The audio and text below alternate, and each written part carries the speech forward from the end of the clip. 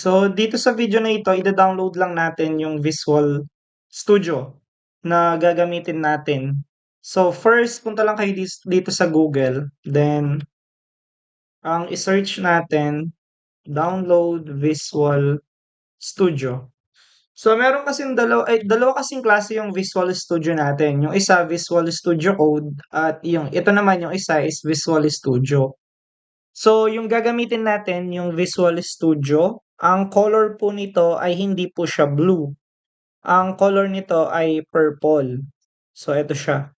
So, ang ida-download po natin itong community part. So, i-click lang natin yung free download na community.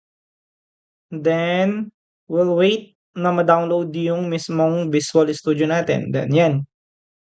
Save desktop or kung saan nyo siya gustong i-save.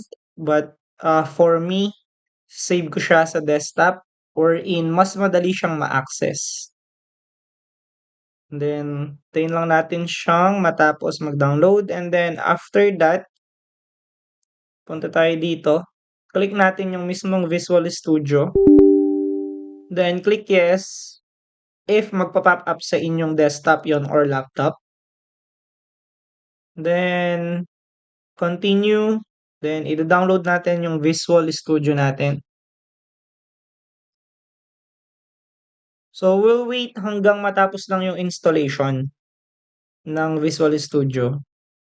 Tapos, pag na-download nyo siya, merong option dito. So, ang i-click nyo is etong ASP and Web Development. Ito siya. And then, etong .NET Multi-Platform App UI Development. I-click din yan. And then, along with that, ito ring .NET Desktop Development. And then, etong Data Storage and Processing and Data Science and Analytic Application. So, yan yung mga ida-download natin. So, after nyo maklik yan, eto yung total required na space na kakailanganin. So, after nun, install natin siya. Then, we'll wait lang hanggang matapos yung download ng mga packages na kinlik natin kanina.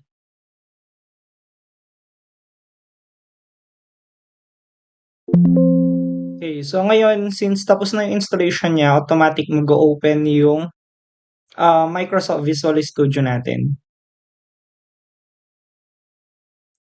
So, we'll wait until ma-open po yung mismong Visual Studio.